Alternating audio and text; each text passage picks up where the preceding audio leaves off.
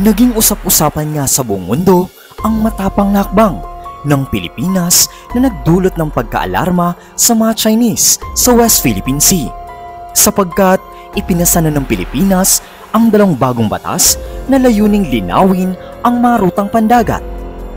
Sinisiguro ng mga opisyal na hindi ito tungkol sa pagpapalawak ng teritoryo, ngunit nagbabala din ang mga eksperto na maring magkaroon ng stress sa mga banyagang barko habang ina-adjust nila ang kanilang mga ruta sa mga bagong itinakdang sea lanes ng Manila.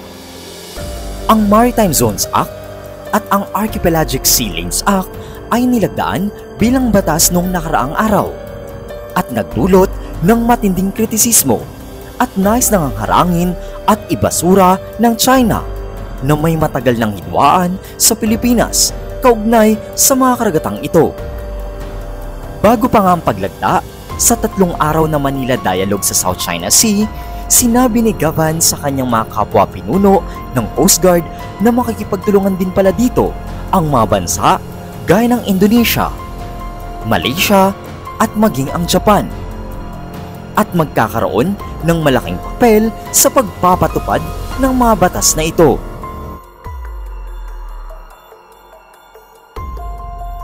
Ayon sa isang mataas na opisyal ng militar, ang Pilipinas ay naglalayon ng persistent presence o mas pagpapaigting ng sagnatahang lakas sa West Philippine Sea, habang nagsasagawa ng iba't ibang klase ng mga wargames na kinakabilangan ng macro-taking ng isang isla sa mga pinag-aagawang katagatan.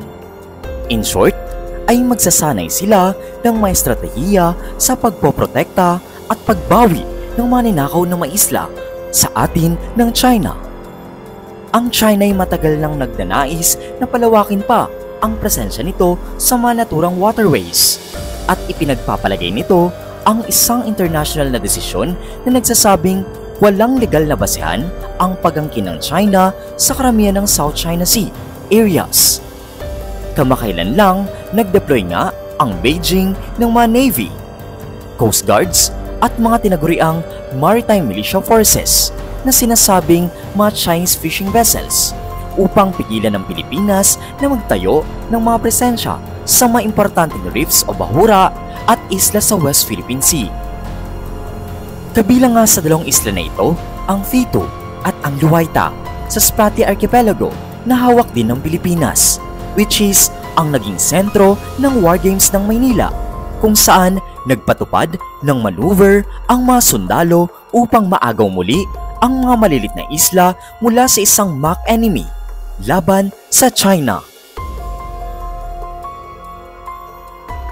Kasama nga sa mga pagsasanay ang isang patrol ship at isang fast attack interdictor boat, at mayroon ding katulad ng maneuver na nakatakda sa isang isla sa pagitan ng Pilipinas at ng Taiwan.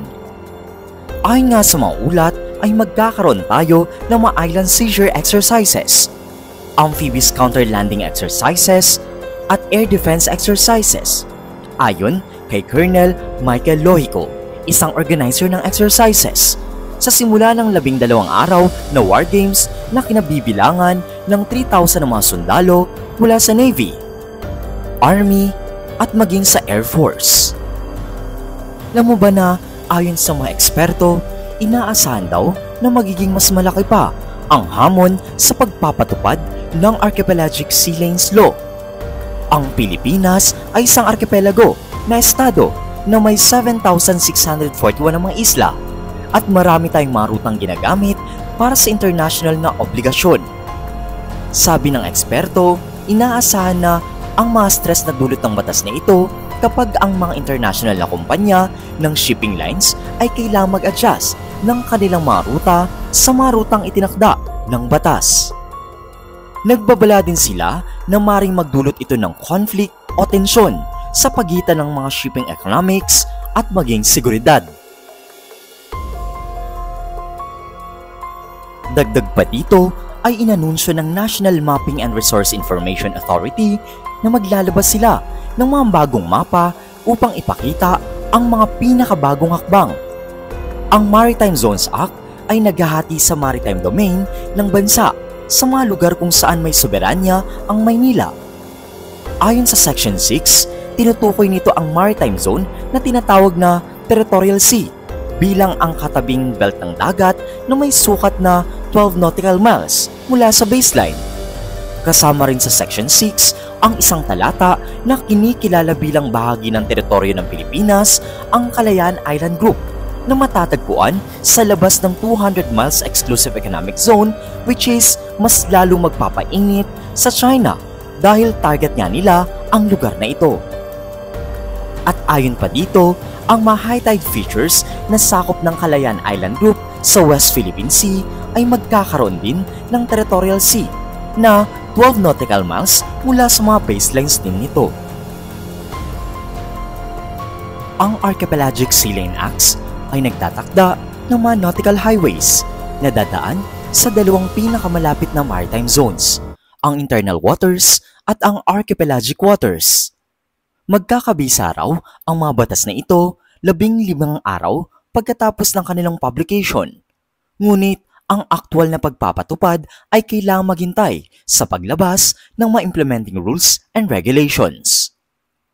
Ang mga bagong batas ay nagtakda ng 3 archipelagic sea lanes para sa mga banyagang barko na magkakaroon ng karapatan ng pagdaan.